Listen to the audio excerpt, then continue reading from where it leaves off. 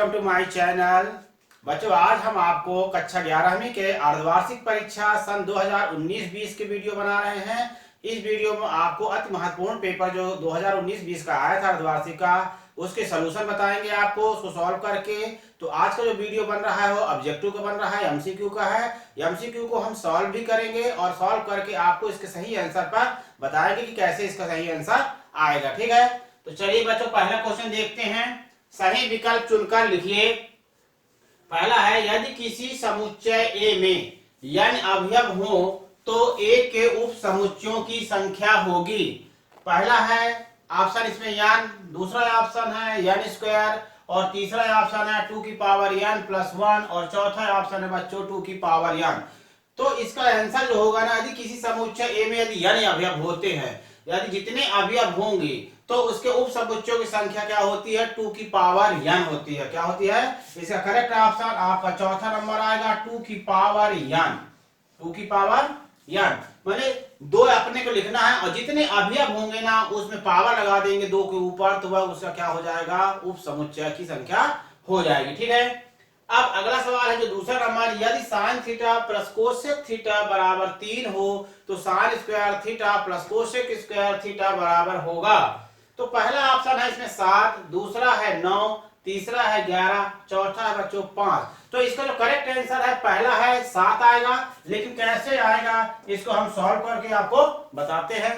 बच्चों इसका आंसर आया था 7, मतलब sine theta plus cosec theta equal to 3 दिया हुआ था और हमें पूछा गया था sine square theta plus cosec square theta का मान कितना होगा। तो मैं आपको बताऊं बच्चों इसका कैसे लगाएंगे इसको।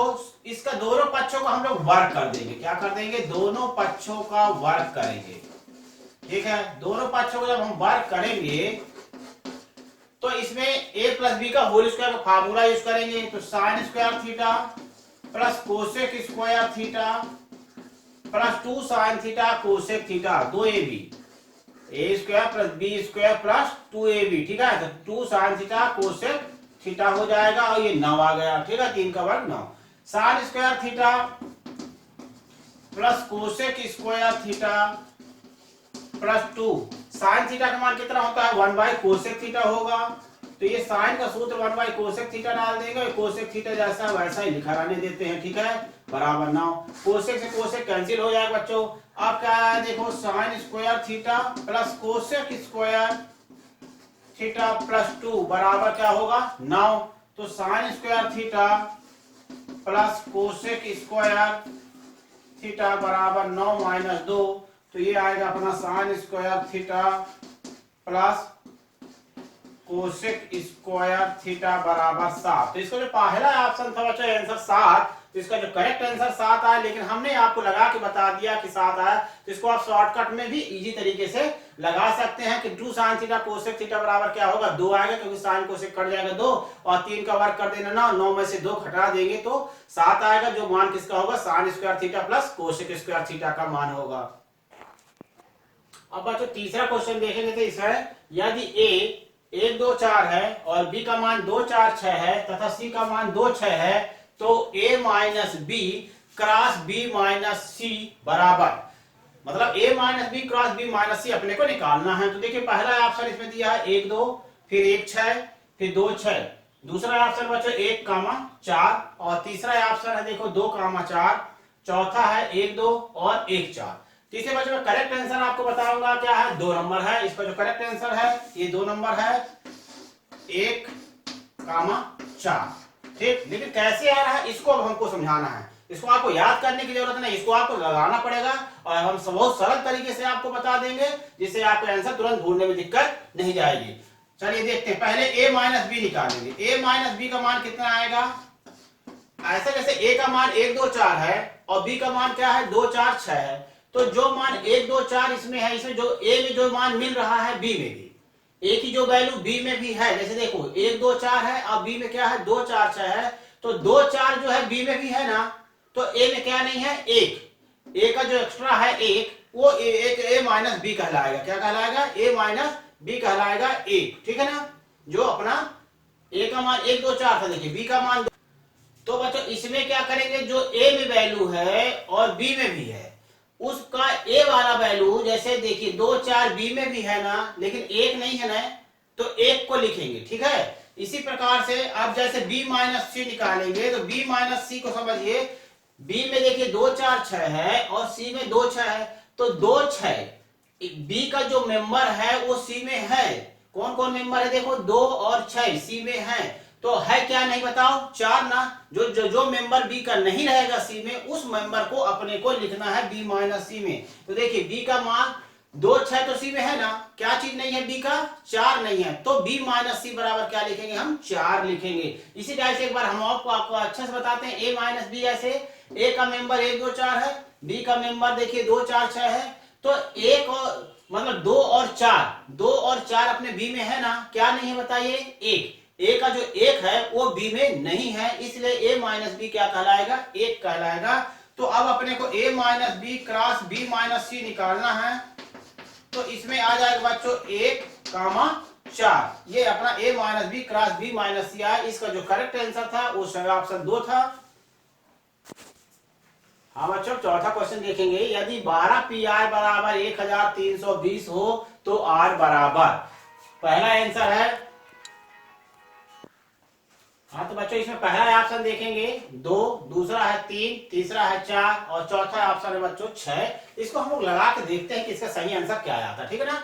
तो 12 पीआर बराबर 1320 था, तो हम एनपीआर का फार्मूला यूज करेंगे। एनपीआर बराबर है n factorial upon n minus R factorial. तो n फैक्टोरियल अपने पास 12 आएगा, 12 factorial upon 12 minus R factorial equal to 1320, ठीक। अब ऐसा करिए, 12 को अपने को एक्सपेंड करना, ठीक है, 12 को खोलना है, तो 12 गुणे 11 गुणे 10, देखिए 12 का गुणा 11 से करिए तो 132 आएगा, 132 से गुणा 10 से कर देंगे तो 1320 आया। अब आ गया ना 1320, जो हमने दाएं पक्ष में था, राइट साइड में जो था 1320, तो 12 गुणे 11 गुणे 10 करेंगे तो 1320 आ जाएगा। अब बचा 9 फैक्टोरियल, तो 9 फैक्टोरियल को लिख दीजिए अब, ठीक है। अब बटे में 12 माइनस 8 फैक्टोरियल लिख दिया, बराबर 1320 लिख दिया। अब ये 12 11 गुणा 10 करेंगे तो क्या आएगा, 1320 आ गया, गुणे 9 फैक्टोरियल हो जाएगा, बराबर में क्या होगा, तो 1320 त्रिया गुणा कर दीजिए, गुणे में आ जाएगा 12 माइनस 8 फैक्टोरियल।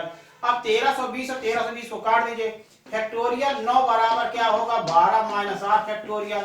जब दोनों साइड फैक्टोरियल का चिन्ह होता है बच्चों, तो फैक्टोरियल को हटा देते हैं, क्या करते हैं, हटा देते हैं। 9 बराबर 12 माइनस 8 लिख देंगे, फिर 9 माइनस 12 बराबर का आएगा माइनस 8, तो माइनस 3 बराबर माइनस आर आएगा बच्चों, तो आर बराबर 3 आया। तो इसका जो करेक्ट आंसर था, दूसरा वाला ऑप्शन दिया था 3, तो इसका दूसरा ऑप्शन क्या था, 3, ये सही आंसर है। हाँ बच्चों, 5वां नंबर क्वेश्चन देखिए, एक समकोणिक अष्टपरवलय की उत्केंद्रता होती है। पहला ऑप्शन है √2, दूसरा ऑप्शन है 1, तीसरा ऑप्शन बच्चों -1 और चौथा ऑप्शन दिया है 2।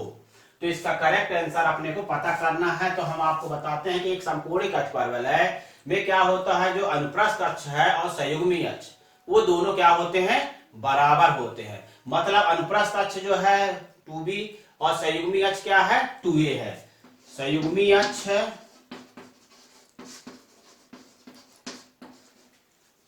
2b और अनुप्रस्थ अक्ष जो होगा वो 2a होगा, ठीक है। तो ये जो 2a बराबर 2b हो गया, अनुप्रस्थ अक्ष और संयुग्मी अक्ष दोनों बराबर हो, तो 2a बराबर 2b या a बराबर क्या हो जाएगा बच्चों, b बराबर ab। तो उत्केंद्रता के लिए जो रिलेशन है, संबंध है, b स्क्वायर बराबर a स्क्वायर और e स्क्वायर माइनस 1। तो हम लोग क्या करेंगे, b की जगह में a रख देते हैं या a की जगह में b रख देते हैं, कुछ भी रख सकते हैं, ठीक है। तो b की जगह में अभी a रख रहा हूं, तो a स्क्वायर बराबर a स्क्वायर और e square minus 1। a square और a स्क्वायर कट जाएगा, तो क्या बचेगा बच्चों, e स्क्वायर माइनस 1 कट गया तो 1 आया, तो 1 बराबर क्या हुआ, e स्क्वायर माइनस 1, तो 1 प्लस 1 बराबर पक्षांतर कर देंगे तो e स्क्वायर आएगा। तो e स्क्वायर का मान क्या आ गया अपने पास, 2 आ गया, तो e बराबर जो हो गया प्लस माइनस √2। तो e का उत्केंद्रता क्या आ गई, √2 आ गई, ठीक है ना। तो इसका जो करेक्ट आंसर, तो बच्चों इसका करेक्ट आंसर अपना पहला वाला ऑप्शन सही था, √2, मतलब ये। तो आपको क्या है बच्चों, जो एमसीक्यू है, ऑप्शनल को क्वेश्चन है, तो उसको आपको याद करने की जरूरत नहीं है, हम यहाँ आपको वीडियो में पूरे सवालों को जो है सोल्यूशन करते जा रहे हैं। आप सोल्यूशन लगाना शुरू कर दीजिएगा, सोल्यूशन लगाते जाएंगे तो आपको क्या है ऑप्शन याद करने की जरूरत नहीं पड़ेगी। अब बच्चों हम रिक्त स्थान की पूर्ति करेंगे। ये क्वेश्चन नंबर 2 है इस पेपर का। पहला है, देखिए, यदि किसी समांतर श्रेणी का तीसरा पद 12 तथा उसका 7वां पद 24 है तो उसका 10वां पद ज्ञात कीजिए, या 10वां पद खाली स्थान होगा। ठीक है ना। तो बच्चों देखो, तीसरा पद दिया 12, मतलब A3 बराबर 12 लिखेंगे। A3 का मतलब होगा A प्लस 2D बराबर 12। ठीक है। और क्या दिया है, 7वां पद 24, इसको पहला समीकरण बना देंगे। और A7 बराबर दिया है 24, तो इसको हम लोग A प्लस 6D करेंगे बराबर 24। ठीक है, ये हो जाएगा सेकेंड क्वेश्चन। अब इन दोनों को हम लोग बच्चों इसको सॉल्व करेंगे। विलोपन भी इससे कर लेते हैं। A प्लस 2D बराबर 12 और A प्लस 6D बराबर क्या आया था बच्चों, यहाँ पर 24 आया। ठीक, तो इसको हम लोग सॉल्व कर लेते हैं। ठीक है, यहाँ हम बच्चों वीडियो में आपको डायरेक्ट डिटेल से बता रहे हैं। आप जब एग्जाम में आएगा तो डायरेक्ट कर लीजिएगा ना। तो देखिए, 2D से 6D माइनस कर देंगे तो 4D आएगा बराबर 24 से 12 घटा देंगे तो माइनस का 12 आया, तो D बराबर क्या आएगा बच्चों, यहाँ पर 3 आ गया। D का मान हम समीकरण नंबर 1 में रखेंगे, तो A प्लस 2D बराबर क्या होगा, 12 है। D का मान 3 हमारे पास है, 2 गुणे 3 करिएगा बराबर 12, तो A प्लस 6 बराबर 12, तो A बराबर आ जाएगा हमारे पास 12 माइनस 6, तो A की वैल्यू आ गई बच्चों 6। हमसे पूछा गया था 10वां पद। ठीक है ना, A10, A10 बराबर क्या होगा, A प्लस 9D हो जाएगा। तो A की वैल्यू बच्चों आई है हमारे पास 6, तो 6 लिखेंगे प्लस 9, और D का मान हमारे पास कितना आया था, 3 आया था, तो 3 लिख देंगे। ठीक है, तो 6 प्लस 9 का 9 का 3 9 27, तो 27 में 6 जोड़ देंगे बच्चों तो 33 आया। तो इसका 10वां पद क्या आया, इसका जो करेक्ट आंसर था खाली स्थान का क्या आएगा, 33 आ गया। हाँ बच्चों, अब दूसरा खाली स्थान देखेंगे। यदि x, दूसरा खाली स्थान देखेंगे बच्चों, यदि x प्लस a की घात n के प्रसार में n विषम हो तो मध्य पदों की संख्या खाली स्थान होगी। तो n क्या है, यहाँ पर विषम संख्या है। ठीक है, तो विषम के लिए जो मध्य पद होते हैं, यदि n विषम होता है, यदि n विषम है तब 2 मध्य पद होते हैं। कितने होते हैं, 2 मध्य पद होंगे। ठीक है, कौन कौन हो रहे हैं ये देखेंगे। ठीक है, n प्लस 1/2वां मान, ठीक है, n प्लस 1/2वां मान और n प्लस 3/2वां मान, ये 2 होते हैं मध्य पद। यदि n जो है विषम होगा तो इसके जो मध्य पद होते हैं वो 2 होते हैं। कौन कौन होते हैं, n धन 1/2वां मान और n धन 3/2वां मान। तो इसका जो करेक्ट आंसर होगा बच्चों, मैं आपको बताऊं कि n विषम है तो मध्य पदों की संख्या क्या होगी, खाली 2 लिखेंगे हम लोग इसका आंसर। ठीक है, पर वो 2 कौन कौन होते हैं वो हमने आपको बता दिया है कि n प्लस 1/2वां मान और n प्लस 3/2वां मान जो है मध्य पद होंगे।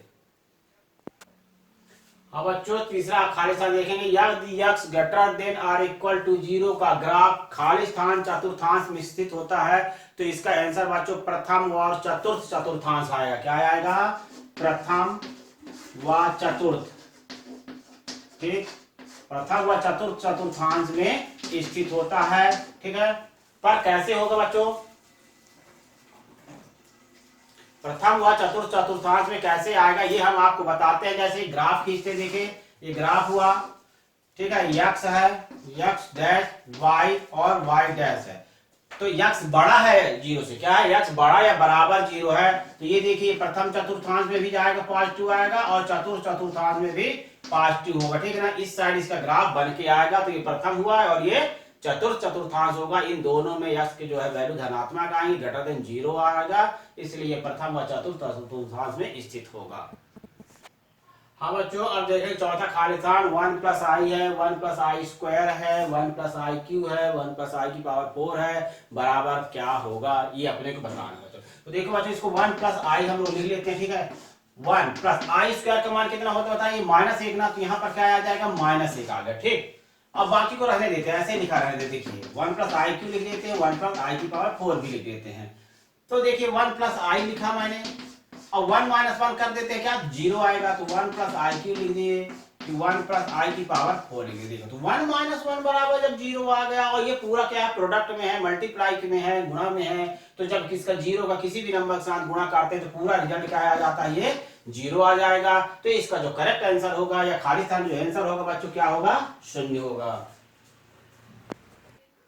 हाँ बच्चों, बहुत ही अच्छा क्वेश्चन है। 5वां नंबर खाली स्थान का देखिए, 5C0 है प्लस 5C1 है प्लस 5C2 है plus 5C3 plus 5C4 plus 5C5 बराबर क्या होगा।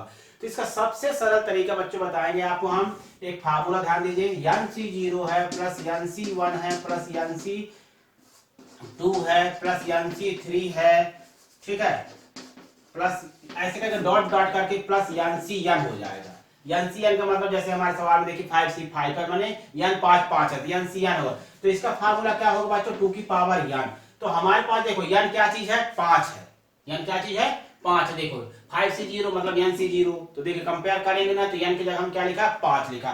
तो जो इसका आंसर करेक्ट आएगा बच्चों, ये देखो 2 की पावर n था ना, ये फार्मूला बताया आपको 2 की पावर n, तो 2 की पावर क्या कर दीजिएगा, 5 कर दीजिएगा। n यहाँ पर क्या है, 5 है, ठीक है। तो 2 की पावर 5 कर देंगे। जब 2 को 5 बार गुणा करेंगे तो 2 दूनी 4 दूनी 8 दूनी 16 दूनी 32 आया। क्या आया बच्चों, 32। देखो सबसे सरल तरीके से बताया गया, इसका आंसर 32 आएगा। 2 की पावर n कर दीजिएगा तो आपका आंसर आ जाएगा। हाँ बच्चों, अब निम्नलिखित कथनों में सत्य या असत्य लिखिए। सत्य असत्य अपने को बताना है। तो पहला है बच्चों, A intersection B whole dash मतलब कॉम्प्लीमेंट बराबर A dash union B dash. क्या है, तो ये क्या है बच्चों, इसका जो कॉम्प्लीमेंट पूरक है, ए इंटरसेक्शन बी का पूरक ए डैश मतलब यूनियन बी डैश, ठीक है, ए पूरक यूनियन बी पूरक। तो ये कथन क्या है बच्चों, सत्य है, ठीक। दूसरा देखेंगे ऑप्शन इसमें है, दूसरा क्वेश्चन का y लेस देन और इक्वल टू 0 का ग्राफ तृतीय एवं चतुर्थ चतुर्थांश में स्थित है। तो ये भी कथन क्या है बच्चों, सत्य है। y लेस देन और इक्वल टू 0 हमेशा तृतीय व चतुर्थ चतुर्थांश में स्थित होता है। और तीसरा क्वेश्चन बच्चों देखो, x प्लस a की घात n के प्रसार में पदों की संख्या n प्लस 1 होती है। तो ये भी कथन क्या है, सत्य। जितने पावर होते हैं उससे एक अधिक, जैसे यहाँ पर हमारे प्रश्न में x प्लस a की पावर n है पावर, तो एक अधिक मतलब n प्लस 1 पदों की संख्या होगी। तो ये भी कथन क्या है, सत्य है। अब अगला क्वेश्चन देखेंगे, यदि 9 की घात 1/3 गुणे 9 की घात 1/9 गुणे 9 की घात 1/27 बराबर इनफाइनाइट तो बराबर 3 दिया है। तो ये कथन सत्य है। और कैसे लगेगा बच्चों, इसको हम आपको लगा के बताएंगे कि ये 3 कैसे आता है बच्चों। तो इस क्वेश्चन को हम सॉल्व करके बताएंगे। 9 की घात 1/3 गुणे 9 की घात 1/9 इंटू 9 की पावर 1/27 इक्वल टू इनफाइनाइट बराबर 3 कैसे आता है, ठीक है ना। देखो आधार सब में 9 9 है और घात क्या है, 1/3 पावर है, 1/9 पावर है 1/27। इसको क्या करेंगे, पावर को प्लस कर देंगे। अब बेस इक्वल रहता है तो पावर क्या होता है, प्लस होता है घातांक के नियम से, ठीक है। प्लस 1/27 कर दिया पर डॉट डॉट इनफाइनाइट अनंत पदों का योगफल का सूत्र बच्चों देखो, यहाँ a बराबर क्या है, 1/3 है। r क्या लिखेगा, सर्वानुपात क्या निकाले, कॉमन रेशियो 1/9 डिवाइडेड बाय 1/3। तो r बराबर 1/9 गुणे में चेंज हो जाएगा 3/1, तो 3 से 9 कट जाएगा बच्चों, 1/3। सर्वानुपात क्या आ गया हमारे पास, 1/3 आया, ठीक है। तो अनंत पदों का योगफल का सूत्र लिख लेते हैं। यहाँ से इनफाइनाइट बराबर a/1 माइनस r होता है। अनंत पदों के योग का सूत्र क्या होता है, a/1 माइनस r। तो a हमारे पास क्या है, देखिए 1/3 होगा, ठीक है।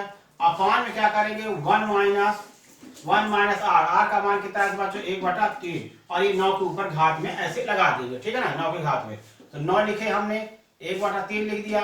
अब 3 एकम 3 माइनस 1, ये क्या आ जाएगा बच्चों, 2/3 आ जाएगा, ठीक है ना। तो ये अपना जो आया 9, 3 3 कट जाएगा, 3 3 कट जाएगा बच्चों, क्या आएगा 1/2। अब 9 में घात कितना है, 1/2 है ना, तो 9 को हम 3 का स्क्वायर लिख सकते हैं ना, और 1/2, 2 से ये 2 भी कट जाएगा, तो क्या बचेगा हमारे पास, खाली 3 बचेगा। इसलिए बच्चों इसका आंसर 3 आया था और ये कथन सत्य था। पांचवा देखेंगे, किसी त्रिभुज ABC में a बराबर b cos c plus a cos b है। क्या है बच्चों, a बराबर b cos c plus a cos b। ये कथन क्या है, असत्य है, ठीक है। क्यों असत्य है, देखिए इसका फार्मूला होगा a बराबर b cos c plus c cos b होना चाहिए। क्या होना चाहिए, c cos b। तो यहाँ पर क्या है हमारा प्रश्न, देखो a बराबर b cos c plus c cos b ना होकर क्या है हमारे प्रश्न में a cos b है, इसलिए दिया हुआ कथन असत्य होगा। यदि यहाँ पर c cos b हो जाता तो कथन क्या होता, तब सत्य होता। लेकिन हमारे प्रश्न में ऐसा नहीं है, हमारे क्वेश्चन में a बराबर b cos c plus a cos b है, इसलिए दिया हुआ कथन क्या है, असत्य है। अब क्वेश्चन नंबर 4 देखेंगे, एक शब्द या वाक्य में उत्तर दीजिए। पहला क्वेश्चन है, cos 36 का मान है। तो बच्चों cos 36 अंश का मान जो होता है वो क्या होता है, √5 + 1/4 होगा। क्या होगा cos 36 का मान, √5 + 1/4।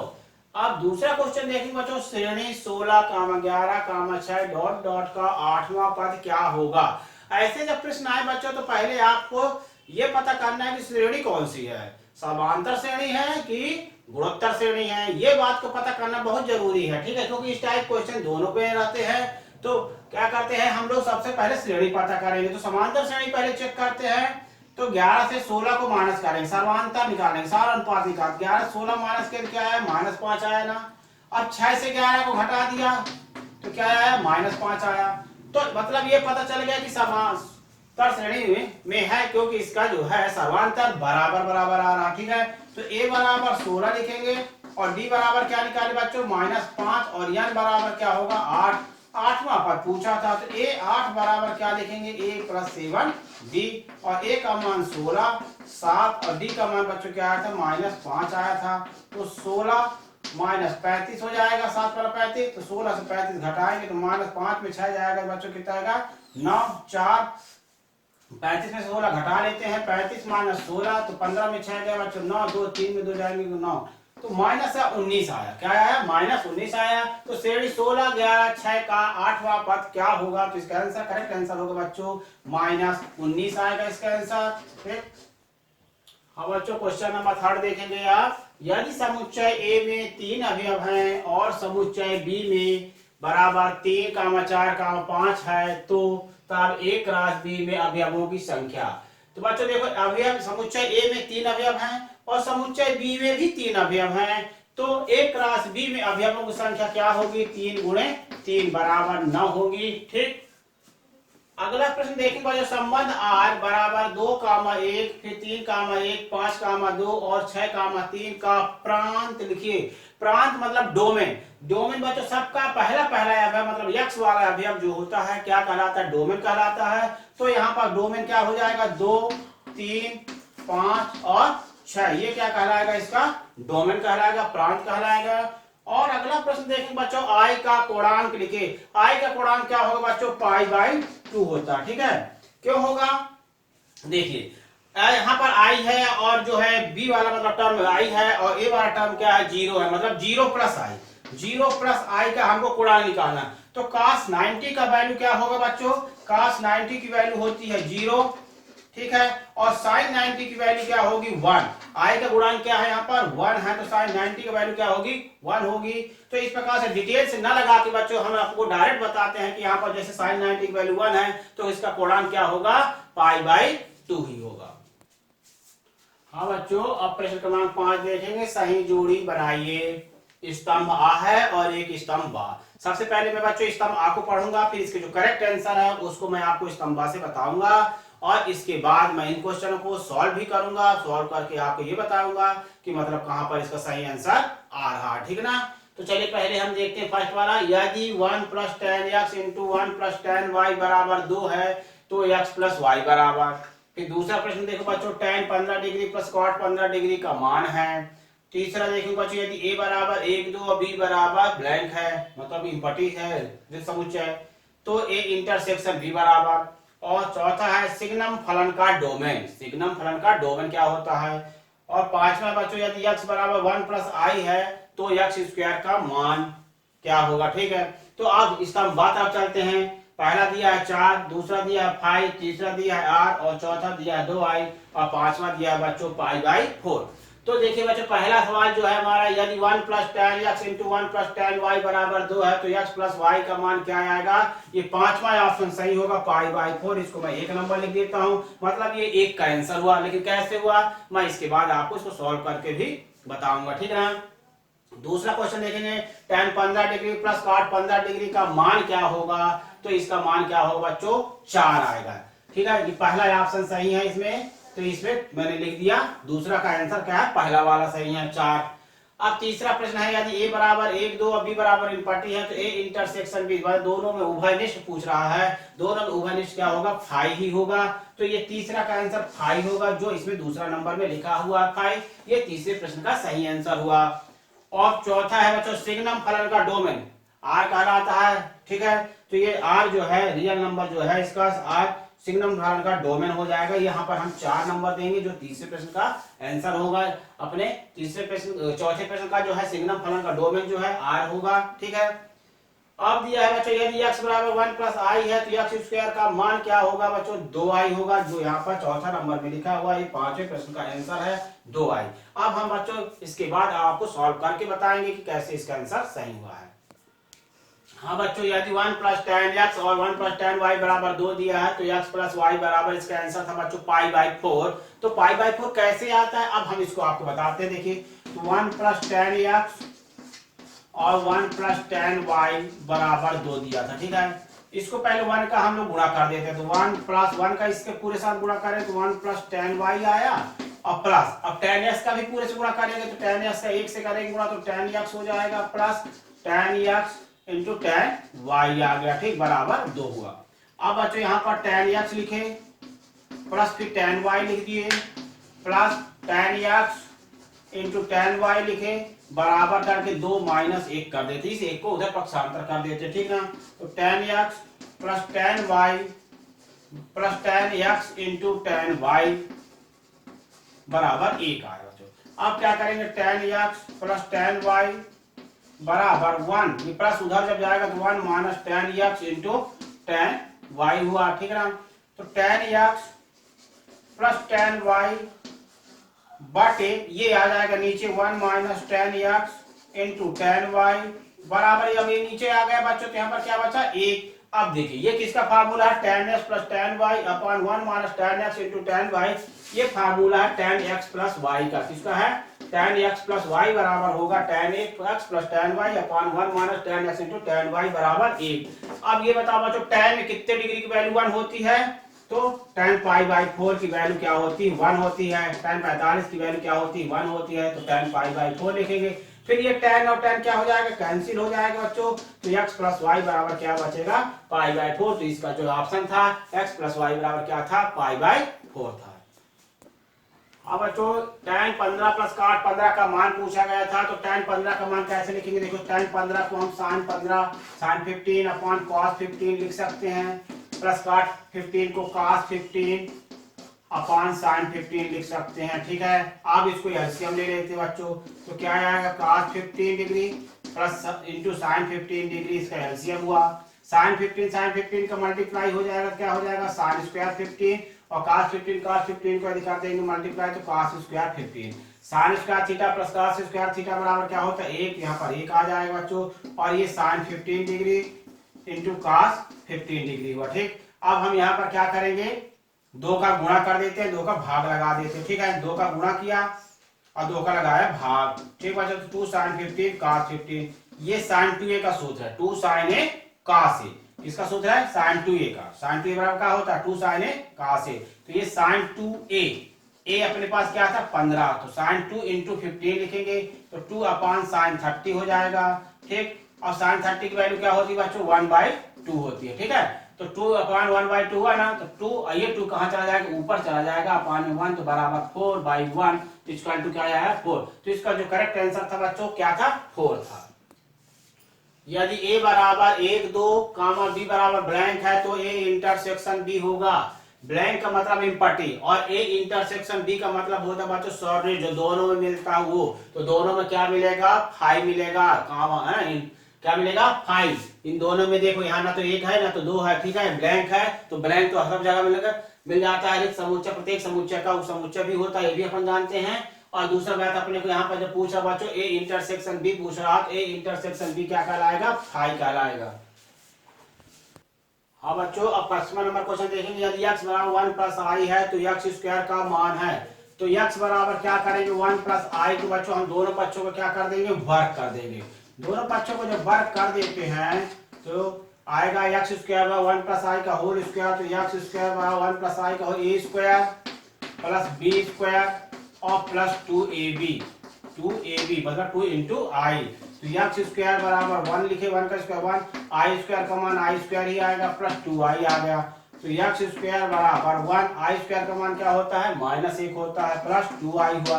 1 1 कैंसिल कर देंगे बच्चों, तो एक्स स्क्वायर का मान क्या आ गया 2i आया। इसका आंसर क्या था ऑप्शन में जो है एक्स स्क्वायर बराबर 2i सही जोड़ी में बनाएंगे हम लोग। तो ये वीडियो आपको पसंद आया तो मेरे वीडियो को लाइक कीजिए और चैनल को सब्सक्राइब कीजिए बच्चों, और ये वीडियो को ज्यादा से ज्यादा अधिक बच्चों अपने दोस्तों में शेयर कीजिए ताकि और बच्चे भी वीडियो को